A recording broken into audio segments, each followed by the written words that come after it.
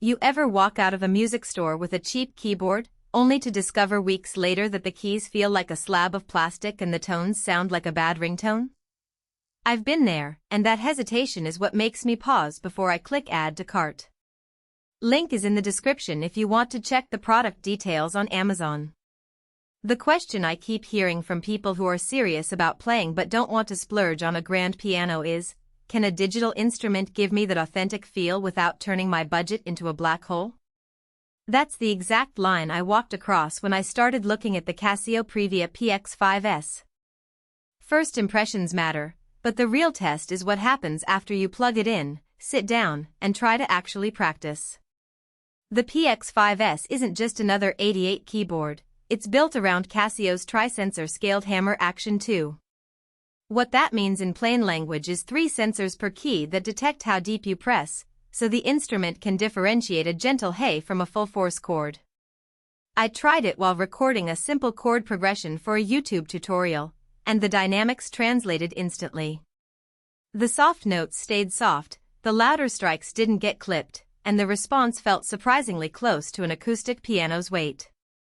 For a home studio that doubles as a bedroom practice space, that kind of nuance can be the difference between sounding like a beginner and sounding like someone who's been at the bench for years.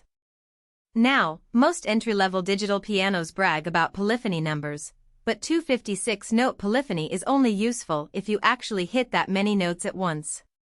In my daily routine I layer a pad, a bass line, and a simple melody while looping a progression. The PX5S never dropped a note, even when I held the sustain pedal for an extended ambient piece.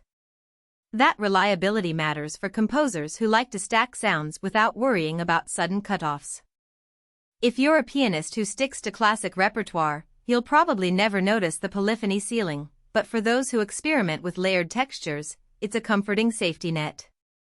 One feature that sets this model apart is the 4-zone master controller on the left side. You can assign any of the onboard sounds to each zone and switch between them with a single press.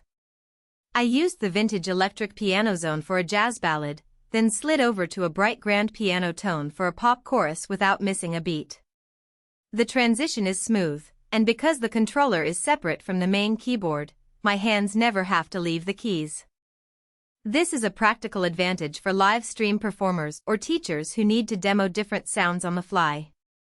Speaking of sounds, Casio's Air, acoustic and intelligent resonance, engine powers the instrument's tonal quality.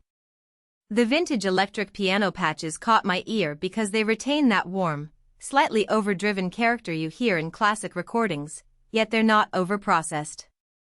I tested the electric piano sound while playing a blues shuffle, and the subtle harmonic decay gave the piece an authentic vibe that you'd expect from a real Fender Rhodes. If you're a gigging musician who needs a reliable electric piano tone without hauling a heavy, fragile instrument, the PX5S delivers that in a compact form factor.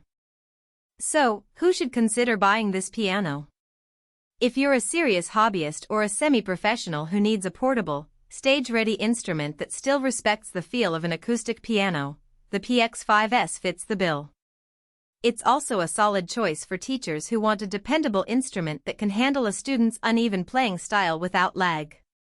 The 88-key weighted action means beginners won't develop bad finger habits, and the built-in speakers provide enough volume for a small room or a home studio without external amplification. On the flip side, there are a few scenarios where you might want to look elsewhere. If you're a concert pianist who requires the absolute highest fidelity and the nuanced hammer action of a top-tier stage piano, the PX5S, while impressive, won't match the responsiveness of flagship models from Yamaha or Roland. Also, if you plan to perform in a large venue without a sound system, the onboard speakers might not cut it. You'll need to route the output to a PA, which adds extra gear. Finally, the lack of a built-in recording interface means you'll have to use a separate audio interface if you want to capture high-resolution MIDI or audio directly. A practical weakness I discovered is the pedal configuration. The unit ships with a 3-pedal unit that feels a bit lighter than a traditional piano's sustain pedal. In most practice sessions that's fine, but for advanced repertoire that relies on subtle pedal nuances, you might miss the tactile feedback you're used to on an acoustic instrument. The workaround is to purchase an aftermarket weighted pedal, which adds a few dollars but restores that authentic feel. Another consideration is the learning curve with the 4-zone controller. The default assignments are sensible, but customizing them requires navigating a menu that isn't the most intuitive.